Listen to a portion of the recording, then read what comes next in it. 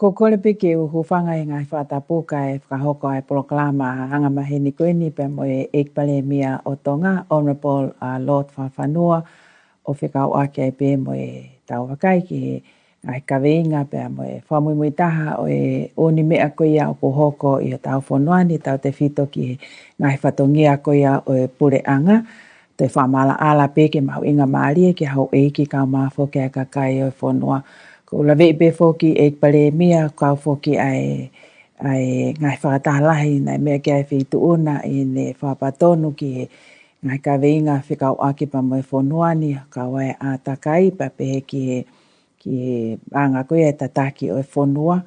Pekai koe pe fokai ai pe pa mo tau ngai ka veinga ngā whalot whonua e mau inga au pito ki te whai peha no whamala ala ki hau Eiki pa mo kakai koe whonua. Ai ko la vei pe Eiki Palemia na e konferenisi na e kawat ki ai whitu una i Dallas i Amerika whikau aki pa mo whataanga e kau taki me ngai whunua ke ho maamani me kau matatau i malai a takai. Ki whaipe mua ha o mea whikau aki pa mo ha ai whataanga koe ni pa koe ha hono tau mua o konferenisi koe ana mo mea e kau taki. Malo Viola, korpe ke uhufanga e tawhatapu. Ka tā ki whahoko ai whetano aki pa mo tari whehui koe uhi pe koe pokama koe ni whahoko whamahina. Pa mo kau whaongongo e Puranga Tonga. Koe wholau koe nei whahoko ki Dallas, Texas. Nei mātou ngā ia i whataha ngā o kui koe Earth X. Aia koe Earth X, koe mā koe taoni e tānima. Ai nāu whahoko ngai whataha koe ni o mātou ngā pe i he awhamaman lahi Earth Day. Pea koe tau mua koe whataha anga kono whengai ke whatataha i mai ai u whonua ngai pure anga. Tau te whito ki he pure anga u motu i Eiki, hangi ko Tongani, ko ngahi Development Island States. Ke whataha pa mo ngahi kautaha, ko ngahi kautaha whapureanga mo i kautaha i kai whapureanga. Ko ni ihi o ku nau iai nau ilo makehe ki he ngahi mea kehe pe, ko i kau innovators. Pa mo u family offices. Kono whatonga i koe family office, koe tala city whawhamiri, pe koha office whawhamiri, ai kakai kautu marie. Ai koe ni koe ku lahi nau ngahi businessi, pa mo nau koloa, ma nau paanga. O ke ngahi office ni hanga tataki ngā ue koe ai u whamiri tu marie. Aia koe u whamitu maria koe ni na nau kau mai ke whataha. Pau kepe mo ngahi mo enemeniti ai au kautaha hanga ofa. Pe koe philanthropy. Koe tau mua e whataha anga koe ni Viola. Ke whatataha i mai ai ni ihe u whonua ko koe sia ngofua he whirio ake ea. Ke nau whataha mo u kautaha u nau mao e ngahi teknolosia te ne lava o toho ni e ngahi whanua. Ke nau lava o matuaki ngahi whaingataa me he whiririo ake ea.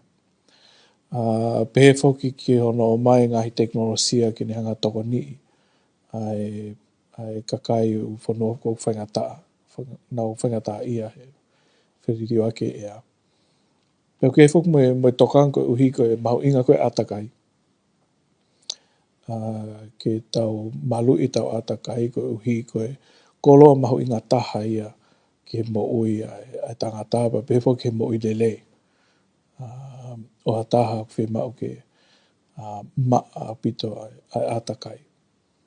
O hangepe koe taimkok te seo tono ai ki he taimkok wesia atakai ku wesia pa me mo ui lele kakai whanua.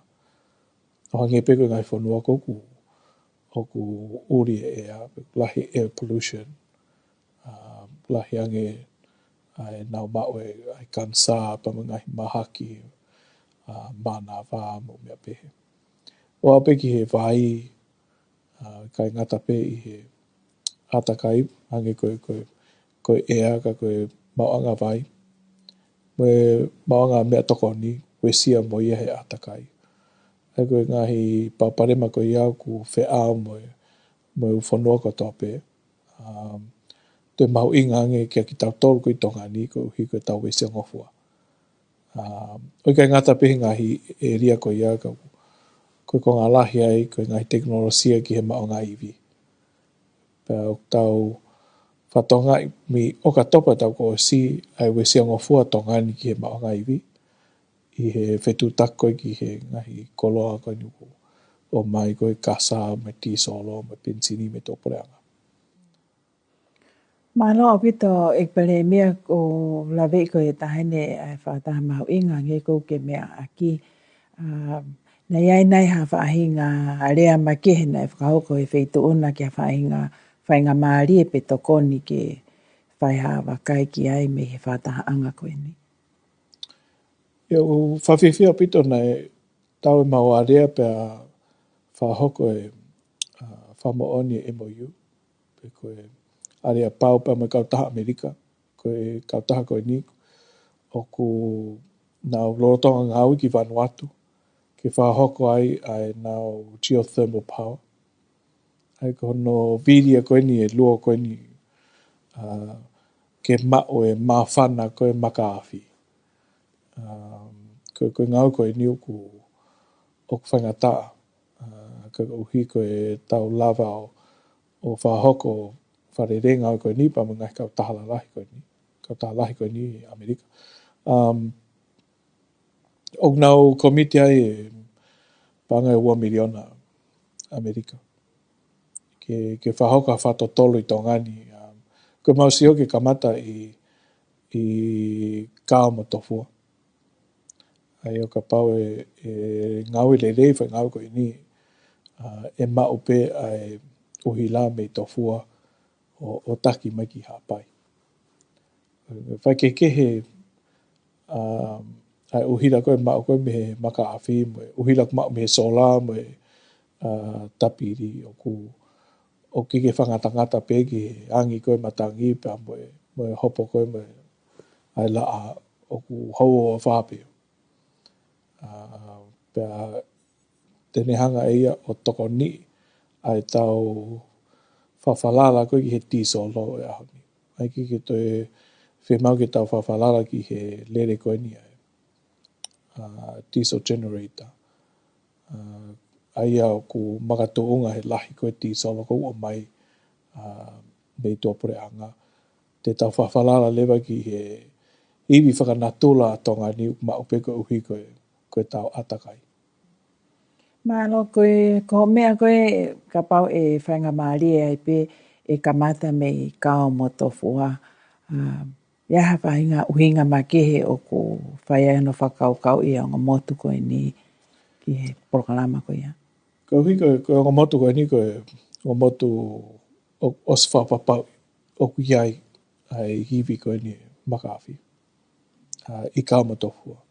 Ai koe kautaha ni hono ua ko tau whamooni ki ai.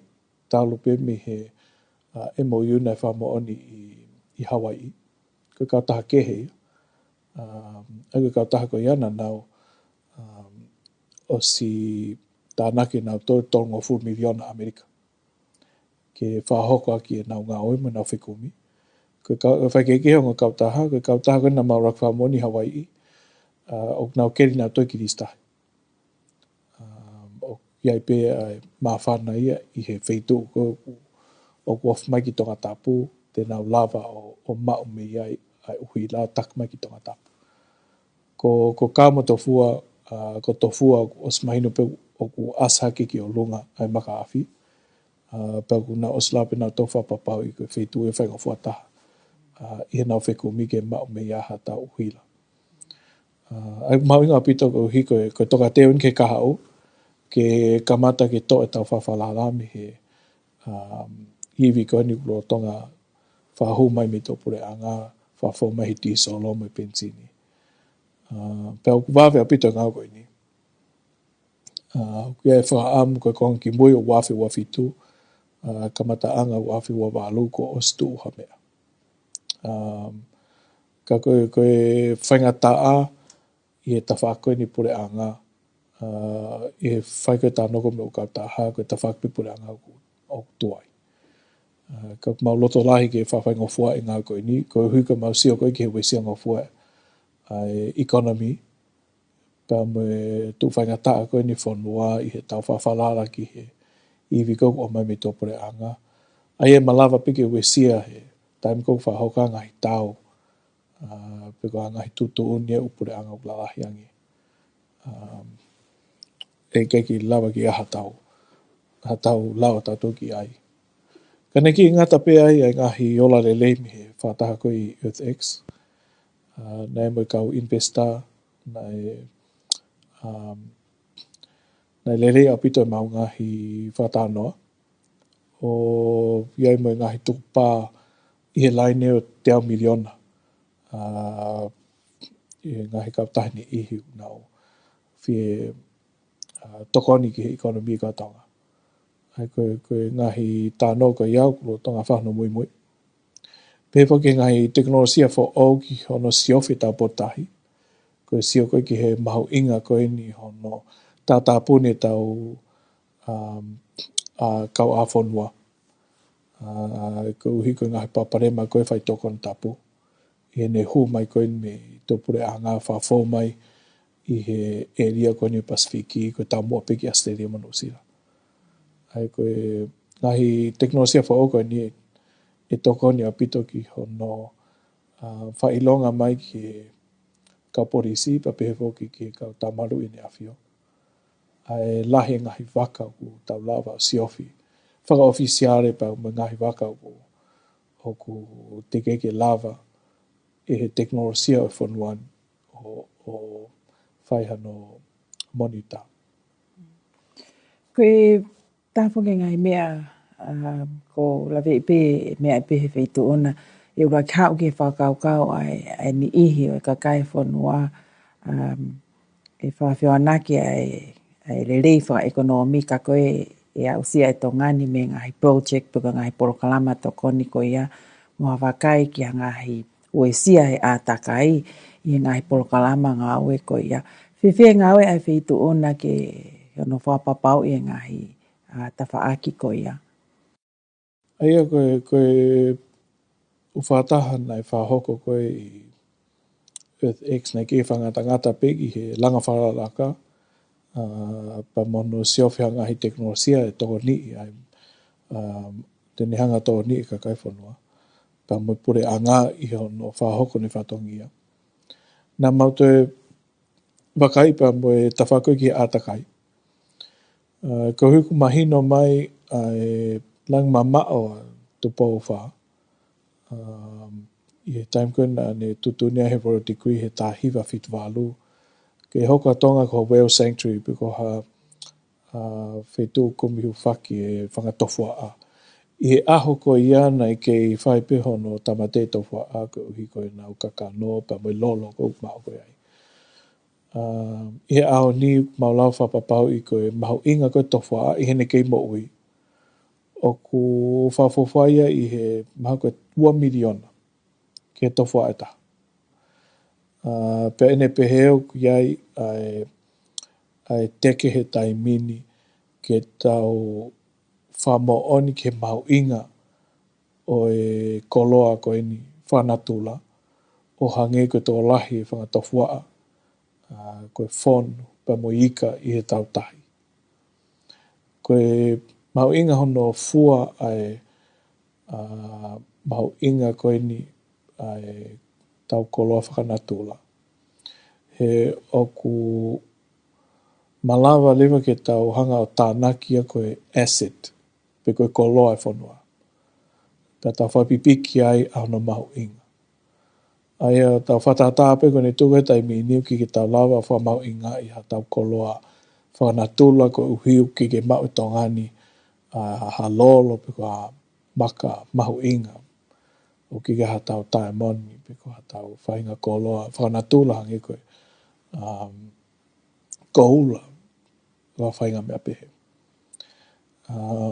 Ka koe time ko tau malawa ke tau fua ai mau inga o tau koloa whanatu la. E tau lawa lewa tānaki a koe koloa ia me mau inga ia e whanua. Pe tokon lahia ki he mālohi anga o tau paanga. Pa mo tau mawhai kore paanga. Ko uhi te tau lawa lewa o malu i ngahi no ko whahoko e pure anga. Oi kai ke tau malu i aki pe e tau kere kere mo ngahi koloa ko mau he pure anga. Ke tau te tau lawa lewa ngau e ke ngahi koloa whanatu la ko tau malu i. Pa o mau inga mea koe ni ko uhi koe o kamata ke uno ma man ke tawhako ia. Una ma man me hono whamahu inga ia i he koloa mo ui. Ke mahu inga ngia i he koloa mate. Koe sistem kuna tau lele mai ai me o se tau tangata i fiha. O tau hanga peo whamahu inga ia he koloa mo ui he taim kouku mate ai. Koe ika kouku tau tai, o kike hane mahu inga ana he taim kouku ka kau holoa ika i he tau potahi. Tok mahu inga pe he taim kouku tau tānaki mai ke he tau aisi. Mo fua i ngā hika kouku mate ki he waka tau tai. Ka ai koe mea kui koe zero based accounting, zero value toki tānaki pe ai mahu inga e taim kouku mate ai. O tatau pe ki he ngahi wauta, o kiki tau mahu inga ia he wauta e taim kouku ke mo ui ai, o ku ne hanga o fufulu e au, ne o mai oxygen, o hanga he akau mo i he wauta, o mana wa e carbon dioxide tau mana koe ki tua, pa ne o mai oxygen, o mahu inga i ke mo i lele. O kiki tau mahu inga ia tau tolu ai i ne tuko e ahoni. O tau tok fua pe mahu inga e papa he taim kouku mate ai. O sono tae akau, pa tau tok wha mahu inga ia lewa koe akau koe ni, o pāngai fiha. Taim kouku tau li riu ai o po uhuila. Pe li riu ai koe papa koe hike langa ke ufare mea pe. Kau ku giai ai, whainga maa rie he ahoni ke tauhanga o whamahu inga ia ai atakai, pau whai ai ngā ue ko uhi, ko time ko tau ngā ue ki ai system ko hono whamahu inga ia tau atakai, e lahi ngahi monu ia te tau lava o mao, ka moare ai, i he malu o e talite whamama lahi kui koe UNFCCC, pe koe ngahi whataha anga kou tau whaakau ki ai, COP. E tau mawinga ia whuke atakai koe uhi koe tui whamama lahia ai Pasifiki ma kau taki Pasifiki. O koe sia e tau ngahi whanua i he whiririo ake ea. Koe whai step hono hoko, ki hono whainga i ke whasisi, hono tutu e atakai pa moi lolo, moi coal, mo mea ko ia, ai au ne hanga whakatupu e maa whana ea. Ai au ku ne hanga o mai e ngahi a whaa kouto e lahi ange. Pa moi ngahi whiririo ako whahoko koi tahi, ke hiki hake ai sea level. O flood ai tau whanua ni i. O matunga ka tope mea ko ia me whakaukau motu ako ki ne hanga whamahu inga ia i tau atakai. Ka koe ngahi monu e mao e tongani o ka pau te tau taki mua. O hange koe tau whahoko e aho ni. Koe tau hiki pe me system motu ake system o ne hanga whamahu inga ia i ai mo ui mo e atakai. O ke ngai whotu ai ke whahoki he UN na. E popo whewheka tonga ki ai. Ko uhi koe tau pehepe koe kaha o koe takmamata i tongani. O iha tonga toi lan mata mo lan puluang. O whatatau ki he blue economy. Pehe whoki ki he whakaamu kau taki o Pasifiki i he 2050 Blue Pacific. Ai koe ngai mea ko i ana e hoko atu e maware ai i Dallas, whikau aku pamui. Pena e whai whatanova ofi pēr mo e pure anko Panama. ai lo Tongatapu ki mua ai maman ke tau hoa ngā mo ki nau tō. I hono teke ai asenita ke toi maa ange tau atakai ke mo i le ange ai tau ngai koloko ki stahi pa pefo ke kakai whanua. Mahalo au pito, ko la pena e kau i o mea ai whakaukau i koe ni ai kau a whanua koe he potu tahi ko tongani. Ko hi koe ke ngata pehe i ngai wātou tahi pa te tokoni foke Palemia koe ia oe. Han koe ku mea ke wheito ona oe whi awekta e whakalao koe ai whaito o Tongatapu. Koe hanai ai whahinga whotutu ki a taimi ngari e malawa ke whakahoko ai fo i ngā ue koe ia he hoko ato a rea koe ni. Ai koe ngahi teknolosia koe ni ko whaikia tānoa.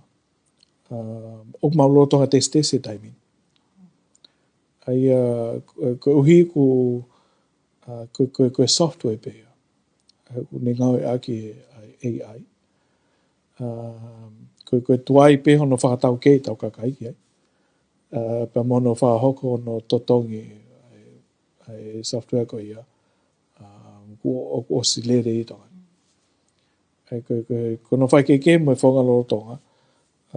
Au kike whawhalala pe ia he AI e sape koe pikona koe ni ne whailonga mai me uwaka o kui ai. Ai waka he eria koe ia he taupotahi. Koe software koe ni lau pe ia holu i. Wheituko ki ai uwaka. Tau te whiri uwaka tai whala. Ta tau e pepe o kuma ue ne AI e sape kai.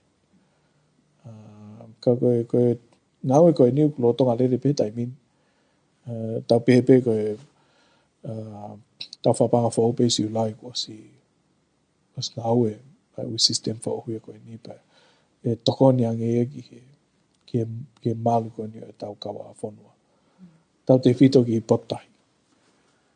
Malo o pito e Palemia pau koe ki te aha me e whahatokan kia he ka venga koe ko lawe i pena e pa mo e whata anga taha i he lea pau pe whi mai no aki koe a pike tawa na e me at kia e whitu ona e whisi ko lawe i pena ia e ko tahea whata anga le lei au pito he whekau aki pa mo e whatongia o e whitu ona he tataki e pure anga tonga ke whaipe mua hao mea whekau aki pa mo e whata anga koe ia.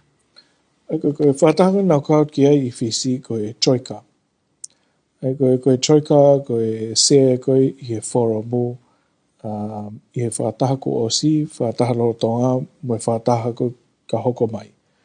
Aia koe kautaki koe troika he taimini, ko Tonga, Solomone, pēr mo Palau. Pēnā mau kau atu pēr mo e Palemia ko whisi ki he whataha koe ne whahoko i Nandi. I he taha koe ngahi asenita whataha koe troika. Nei whai toka ma kehe ki he tunga ko ki ai tau mau anga lolo. Kehe au pito whia mau koe uwhanua he Pasifiki. O ki ai ngahi whanua au nā tauria ki emergency au pito. Ki ai ngahi whanua nau saipe, pa ki ai ngahi whanua ku perpenges. Pa hangepe koe ngahi whatokanga ku o stuat me pure anga tonga. O tau kei i he lan matape. Neongo ia nai whotu mai e Palemia ko Solomone. Ke whahatokanga ke he kautaki o e Pasifiki ki he Pike Tawa Declaration. Nako taimi ke tau ngau e aki he Pike Tawa Declaration. Pena e tari pe ia i he whataha anga. Ke whaihano siofi e he kausike tari koni ai whoromu. Ke whotu ke kautaki o e Pasifiki ke tau kamata hono ngau e aki Pike Tawa.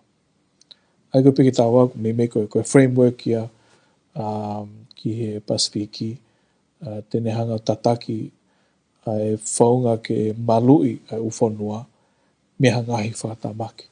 Ai ana e ngau e whamuimui aki e Pike Tawa i time koe ni na e hoko ai COVID.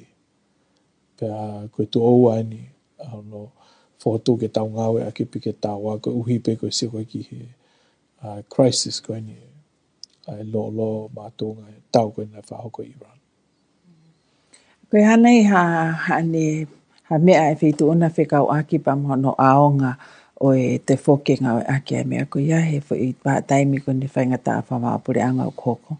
Oku aonga pita ko uhi ko e paparema ko e niu mahino ki ko Tonga pe ko whi ao mo isu ko e ni. Ko e mea whamaman lahi, pe he tū ko e ni e Pasifiki e mālohi ange e tau a rea mo ngahi kautahalai mo ngahi whanua lahi ke malui e tau ko loa mao ngai iwi i ha tau are whakataha. Ia koe malohi anga pi ke tawa, koe whakataha i ngai whia mao koe Pasifiki i wharukufua, ke malohi e tau are mo ngai kautaha lolo. Pea pe he whoki ki he ngahi kumtokoni koe whahoko ke tau kaua ngaue hange ko Australia, ko Amerika, ko Siaina. Ka neongo ngahi whiunu aki whakawhituu i he Pasifiki, o ku mahino peo ku hoko atu pea ngahi a rea tautaha, pe ngahi bilateral negotiation. Whatata pea ko New Zealand, o ku mea atu e Palemia ko New Zealand ki Singapore, ke whamo oni a rea pao mo Singapore, ke mahino, ke tuu si e nau mao ngā lolo mi Singapore. Kau ki ko New Zealand pe whoki. Me katoa ki tau tolu me Pasifiki, whafo mai Singapore pe ko South Korea. Kana os tuku pā pe whoki, Eiki staki muri ko ni Australia, e kai ke ri ake Australia Pasifiki, o ka pau i hawhanoi Pasifiki, o whaingata ia. E whaingofua pe ke toko ni me Australia.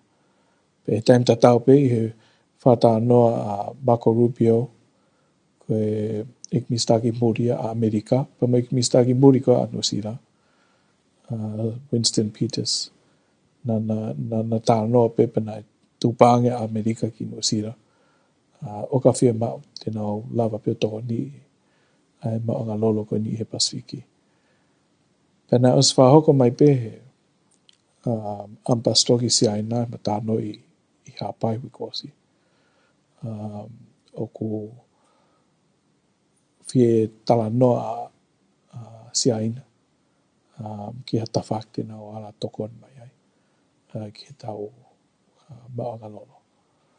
Ai au ku ngari whainga maari e pe, ai ngai tāno koe ni. Ko ne tuka ni ao ni, ko tau mao ngā lolo, ko lava, o kei lava pe whapapau i ngai waka koe ni, schedule ki ngai wiki koe ni ka hoko mai. Koe mea pau ke tau pure ki ai, koe mau inga koe koloa. Ai au ku pure pe whoki ai mau inga whamaman lahi. Kau pau pe ke whafau mai i he mawhai pure whiunga, ai competent authority. Pako koe whaunga kou tau pure i ai, o tau tari ai mau inga mau lalo taha. Ai neongo ne hiki, ka koe hiki mau lalo taha o tau tari. Ki ai pe ai whainga maarie ke tau tata ofi hiki. Ai nei whahoko hiki koe nei toko osi. Nei tonga hika ke pese te au, kana tau tari pe ni manoa koe tau sio ke o mai mamaarie pe hiki, kai oe fu hika aki whangataha pe te au, kai o mai ni manoa, te o mai ni manoa.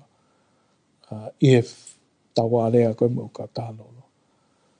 Ko ne whatu tā maki, he ko uhi ka pau te tau hanga tau tolu o whamalo hii ke oa hiki. E tu use apito pe lolo ke te tu tamai. He ko uhi ko e totongi kou tau awi ke kau tālolo, ko iau nau totongi aki ai ota koe no utamai. Pea o pau ke whai ai tāno wa ofi pa mu kau taha. Ke hoko atu pe, hono utamai ai ko loko i ni. O tatau e pepe koe hane ma whaka koe totongi peu pau ke tau fua. I taim tatau peu ku whai ngau pore angai tai mini. Ma whengai ke whakakata weekend. Ai ngahi tokoni pore angai whahoko ki Fakafanua. O mau siofi e hiki koe ni ki totong uhila. ke whahono toko ni. Ke o e fulahi we sia he totong uhila. Pehe foki ki he whewhanonga aki ko i tahi. Pea mo e puna koe ni he wākau uat motu. E whahono toko ni. Paka toanga koe ngai toko ni ulo tonga whahono hono Faka'eke'eke i he kamata. Mau seo ke toko ni i totongi whewhanonga aki i tahi. Whakapuna. Pea mo i totonga koe i he tonga paua.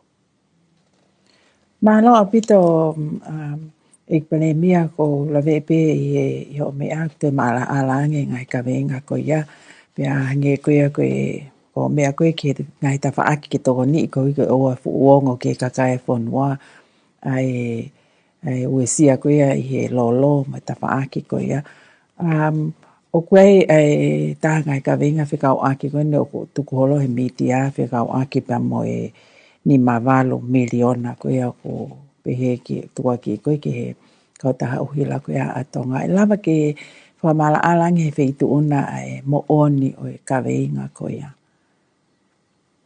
Nā whanongo pēr wai nei o hake i siu koe ni i he press conference koe pe kosi.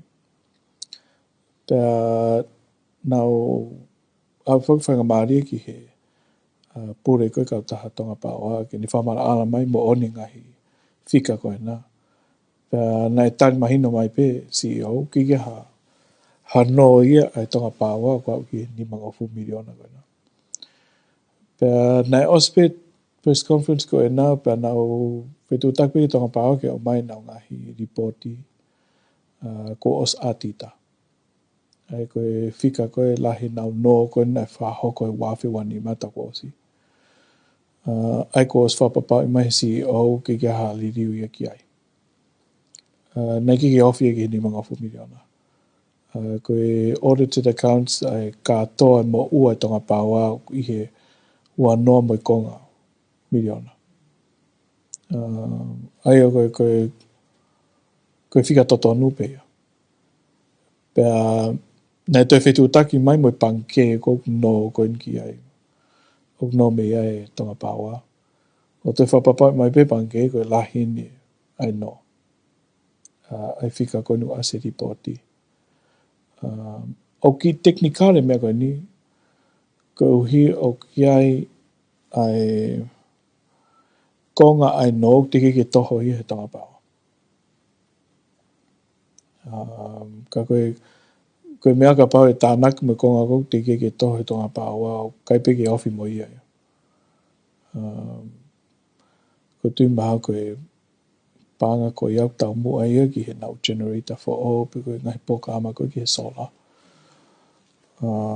Ka koe mooni koe whika koe nei koe whiha koe nima wānu o ki ke han mooni ia ki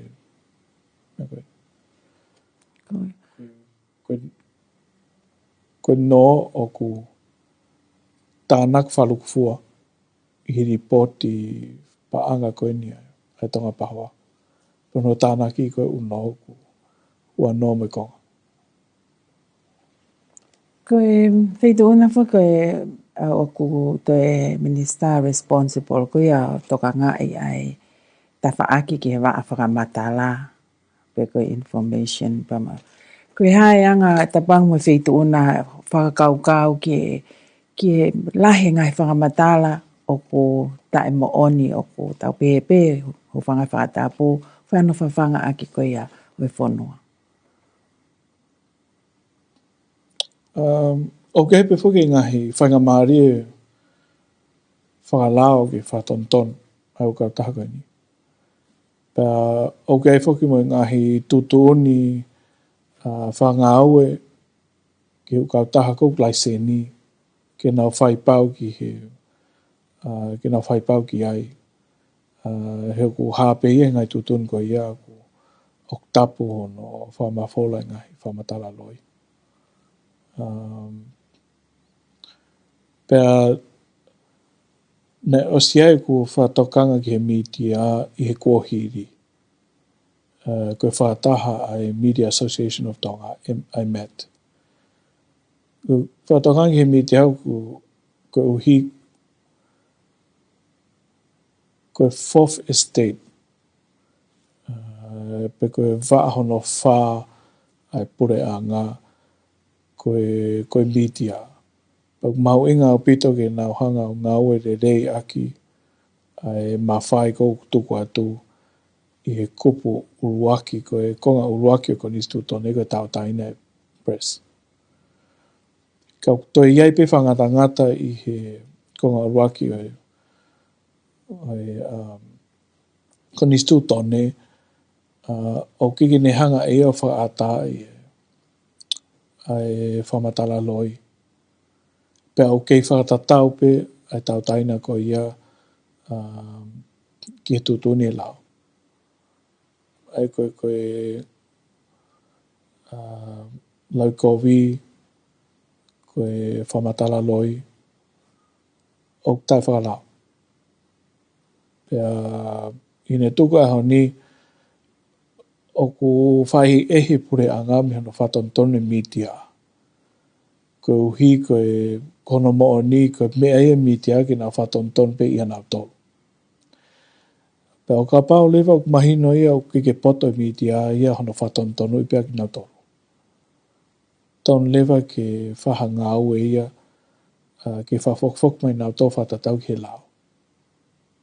Ai ki ko hatau tānon dau tō ki hano whaoha ngai lau fo o ke hai si ai mitia. Koe tau whafokfok mai pēne mitia ke nau ngā ue i loto he lau loro tonga. Ke whakalau e nau ngā ue. Peka pako e atu ngā e nau ku whae atu pe whamatala loi a tatau e pepe o ki aha report a tita pe i kai. O i kai mahino mai pe koe nau mao e ngahi mea ko yami whe. Ton lewa ke ngā ue lau e ka pau ko ia mau e lau e ki tau ngau ki tau tō pe o ki tari ui e kau taha. Whakalau ko e nau kulai se ni ki he lau. Hei maha koe moni mea koe nau ki o hake e Viola. Ke tau whafok pe ki he lau ki tutuni lau.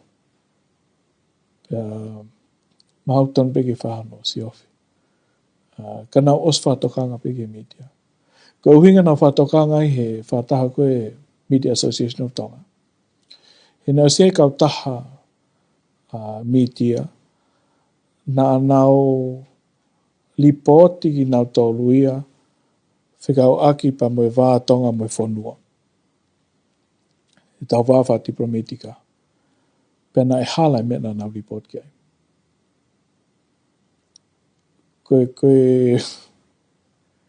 Koe hinga nau whatokanga i ko uhi o nau ngaue o nau whawhepaki i konistu tone. E koe wā koe ni a tonga moha whonua o ka mau i hataha o ku tērei he tarisoni.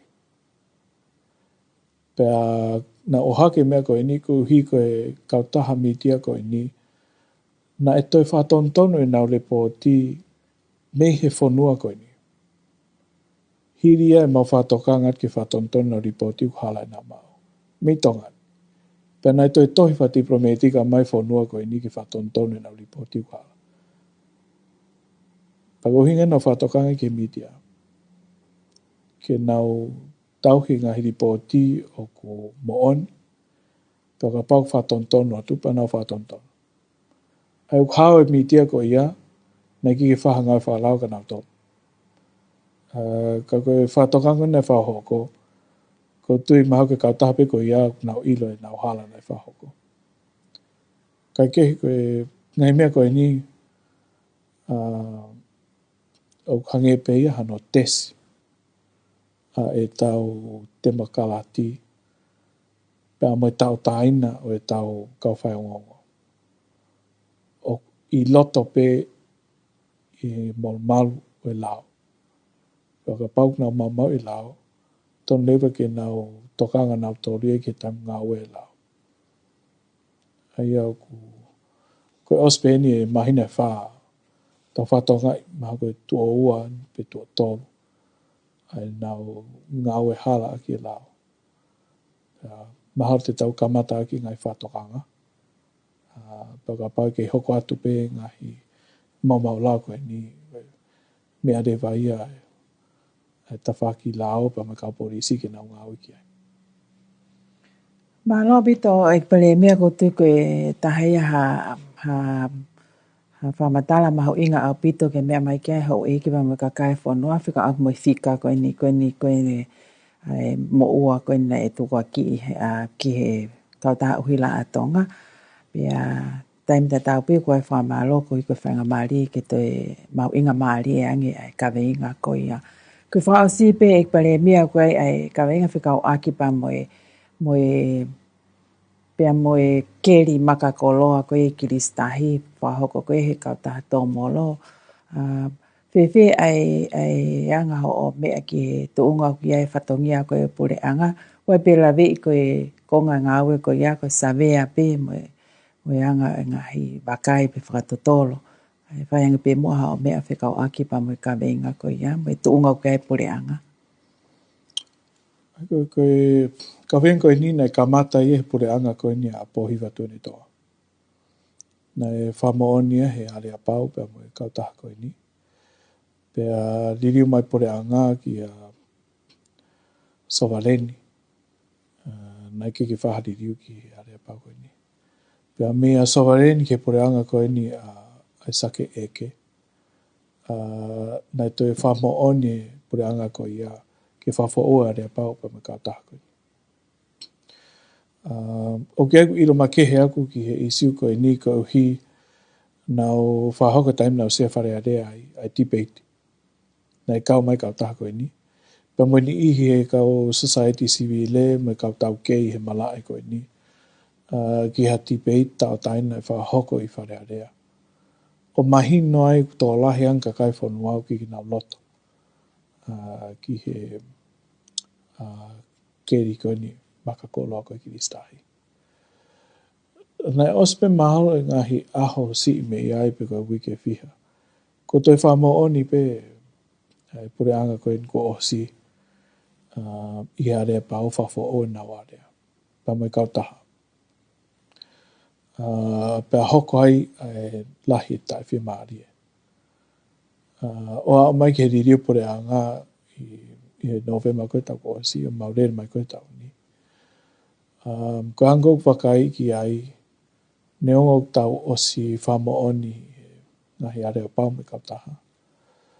Kau ki ai pe foki ai lao tongani ki keri koe maka koloa ki istahi. Pa koe lao koe ni koe ia te nehanga tataki ai whaunga koe tau ngawe. Whatatau ki he lao koe ni ai keri maka koloa koe ni tongani. O pau ke tau tariui tau tolu ki ngahi tutu uni ngā aue pa moe ngahi whaunga ngā aue o tuku mai e he International Seabed Authority pika ISA. Ko uhi o i he malmaluia ai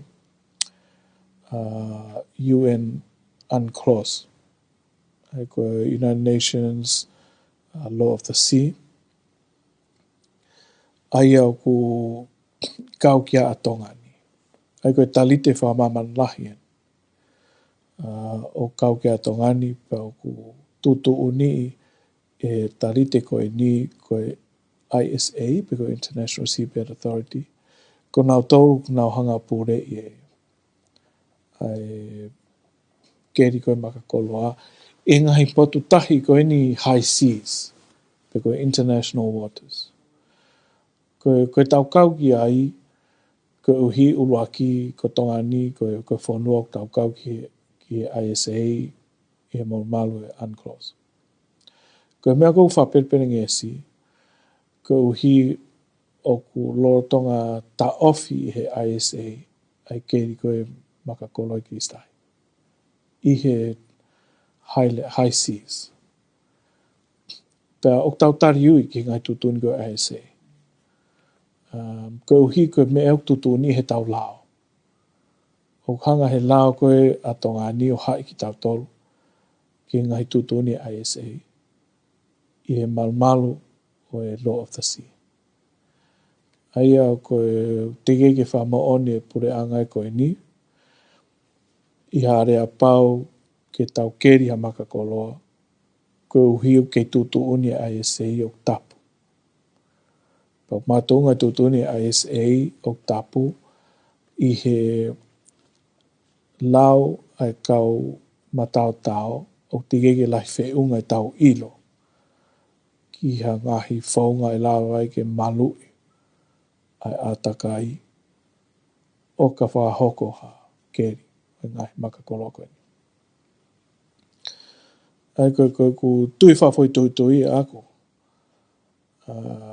Koe tau potu tahi pa mo e oceanic me atakai o maho inga o pito ke malu.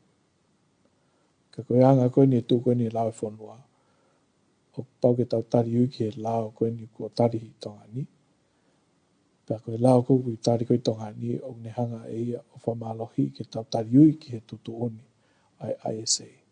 Ai o kei tapu pe ia i he lau koe ISA. Ka o lewa ko mahino ai ngai whatotolo ke malu i atakai i he time koe e hoko ato ngai mea koe ni. Ai koe anga koe tau tu koe he time ni. Te kei ke tau whakaata i he high seas. Ta tau te whito ki he ngahi area koe i loto he tau kontinenti i loto whanua o te kei ke tari. Pea koe sio koe ke kaha o whemau i ke veteke ngahi me whakalao. Ki mo pa tau toku lava ke tau toku sio pe malava pe i kai pe koe hai mea te tau hoko aki ai. Ia koe kautaha whapure anga koe ni ki he keri makakoloa i kiristahi pe koe ISA. O koe ni tuuni koe ni ki he kātoa o e ngahe whanua me mipa pe ki maaman kātoa pe o ko specific pe ki a ngahe wheitoha kotonga ni. Koe ni tutuni ana whekau akia mo e whanua hano kotoa pe o whamon ke tali te koe lo of the sea. Kau whapatonu e ki he ngahi area koe ni kui koe high seas. Pe koe international waters. Koe ngahi tahi whawaha a whapure anga o pure i he aise. Ai ko ia nai sponsor koe e Tonga ke whahoko ai ngā ue koe ni ai kautaha middle company. Ai koe area koe nai whaikesi o kui koe Clarion Kipperton. O kike pure ha whanua taha ki ai. O pure ISA ia ki ai. Pa koe hala whanonga koe ukau taha koe whie o ngā ue ki he potahi koe ia. Pau ki nau whona toha whanua. Pea koe taimia na e tari e koe pure anga koe ni. Koe pure anga koe osi. Ke whomai kau taha koe ni o ngā ue aka tonga ke tau huai. Ki he area koe pure i whamaman lahi. Kai hufanga atu i tonga. Pa koe ngahi palo mesi koe nai o mai ki tonga ni e mao e tau paanga me iai. O kei whaipeho no whekumi ki he hola o ngahi whakaamu koe ia. Ka oku perepere ngesi koe uhi koe tutun koe ISA. Pa mo ngahi whia mao makehe koe ni ki malu i tau atakai. Whai tokanga makehe ki ai. Aia koe ngai savea koe ni nai o si whakahoko nai mao hapa angai atongani.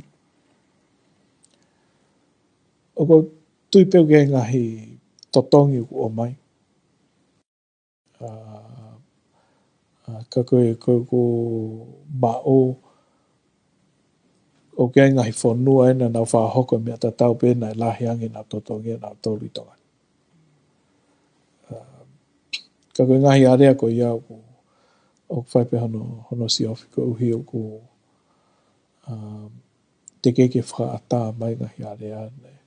Koe nā tūlai o mea koe nai whamon ke upuranga ko hiri o malu i ngai whamatala.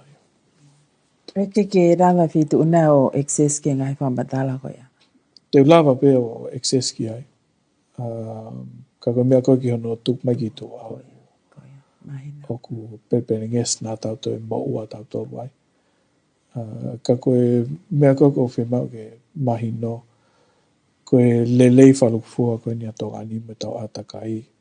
O ku mua ia whai ngā rea. Aia e Palemia ko hifoki ko e natula ko ia o anga ko e tau whaifononga ko ia I he whaunga whiripure anga. Wena ha whahinga whotu o pe palani a whitu ona ka pau ko o ko lahiange peseti o mahu inga angi ki tau malu I ho tau atakai. Tau pea nge koe na ke mea aki ki mo ake veteki e tau ngahi lao ko I ke lava o whapapau e tuunga o tau iai whika o aki pa moe mawhai ko ia. Hawhenga mea e tau pehe ki he liliu pule anga tene ke hanga pe o mao ai tu ni koe ni o e anga o e whakakaukau ke tau whaipau ke mea tene malo I ake ataka I pa moe whanua. Koe mea pe tu loang he upure anga ko halao. Ia ku nei o stari foki he wharerea ko osi. Ai lao koe ki osi ni. Pea nau whamoni hea rea pau pea moe taha ngahi kau taha ofa koe ni nau toko ni e tau ngā ue koe ki osi ni. Ai koe Weight Foundation. Ai 5 miliona Amerika. Ke whaivia e lao koe ki osi ni nei tari tau ko osi. Ai koe ngahi ene meniti koe mea ke tokangi ai o si wha o pehe tau lao kono ngā wei pe en. Pau tau whamalo ke kau taha koe ni he ofa ko o mai ko he tokon lahi panga ko ia ki hono ngā wei mai ngahi malu koe na. Ngahi ngā ue ke malu e tau ose ni. Koe tawhak peni ke o de ose ni te ke tau tānoa tau tau ki hono malu e atakai. Whalukfua ai malawa ke tau toho pa anga me ai. I he time kou tau mahiki ai ki he mea koe carbon credit trading scheme. Ko he mea koe iau ku voluntary pa koe article lia I he lao koe ni ai COP UNFCCC nai tāria I he ngahi tau ko osi ke tau ngau e aki wāwhapure anga ke whewhakatau aki ai uwhanua e nau tukuange ai kasa pa mo ngai whanua ko nau hanga ko o ke hono whaalea. Sequest pe to'o ngahi kasa ko ne hanga whātupe mā whana e mehe atmosphere, mehe tau atakai. E kone tue aho ni, ko tai kone mahino pe koe tau lawa fuai ai atakai koe tau ani hanga mahu inga e tau koloa whanatula. Tō lahi tau ika, tofua, tongo, koe coral, hakau, mea pehe. Kone mahino pe koe tau lava ko fuai e lahi. Ai tau malawa ke tau absorb ai carbon dioxide. E malawa le vaia ke tau hanga whakatau atu ai foi koloa ko ia, pua foi process ko ia, ki ha whanua na mahu inga ia. I he mea kon tau whai ke atakai. Ai lahi peu whanua na os whahoko mea koe ni. Lahi me ngai kau tahu na whahoko. Ke kau tahu lai taha na whakatau mea koe ni, koe Microsoft. Ia nau tolu peu, nau purei pe nau tolu ia, ai lahi e nau wesia atakai. Pa tutu ni rewa kau taha ia. Te tau tea I peu ia hau. Ko hiko lahi ko pāngapa ko lahi wiwi. Ko lahi e ku whatupu mau ke atakai. Ka koe whaunga koe ke tau tea e ku mau e atakai. Ko tā whakafoke ni ihi koe nau whaile lei mai atakai. Ia koe ngai mea whao, market whao e nia. O koe whainga maari ke mau me iai ha koloa e pureanga. Pa me whanua. Ka koe mea kou lelei taha me ai. O to tongi tau tolu ke tau malu e tau atakai. Ai o pou ke tau mo I lele. Koe ngahi pokalama ni whai ngau ki hai. Penai kau pe ngahi whatano na whahoko koe ni EarthX. Pa e hoko atu ngahi whatano koe ni i he teu koe ni ki he pre-cop, pa mo cop koe ni wamana ke whahoko i Turkey he whaosinga tau. Ngari pāwange pāngai mau mi ai. Dr. Sayange ko iwe pāngai mau mi no malu i tau atakai. Malo o pito Palemia te iaha mea te ke whi mau ke whamau opo aki i e tā polo kalama. Ika, o whi whamaro at pēu i ki he whainga maari o kutu mai ke. Whamara ala atu ngahi i siu ko ngari whiwhiri mo whihi ai e whātānoa. Koe mea rei pe hono whamara ala atu e mo ni ma tonu ke ke ilo he kakai e Tonga tonu koki ai. Tate whito ki he no koe ni o ku lotonga malu i he kautaha uhila. Koe ne Tonga tonu e na tuku mai he report whapaanga ko os atitai. Pepepo ke whamatara koe me panke. Ka te aha no i au ki ilo pe no me whi ia pe no ki ahai. Koe moni pe na ku asmahe u ripoti. Wha moni he atita, whapapai mai me panke. Ka te o mai me whamatara whakatau koe ni ai kautaha. Malo o pito Palemia koe e whamalo lo tahonga au pito e whainga maari e whitu ona ko hi koe mau inga koe ki te maala alange ki kakai whanua pe mau inga maari ke ki nau tolu ai ngahi tataki koe o whai he whitu ona mo pure anga tau te whito ki e ngahi poa te ngahi potunga aue pe apehe ki whikau aki koe apa mo ki nau tolu ai kakai whanua. Mo tok mea mai ke Palemia o Tonga, Honourable Lord Fakafanua, mo e polokalama ai a kurere hi mahina katoa pe, whinga pe ke te maala alangi ngai ka winga whikau aki pa mo ki tau tolu, ai kakai o e whanua. Ka whamalo ati o mo mea mai ke polokalamani ko Viola Ulakai.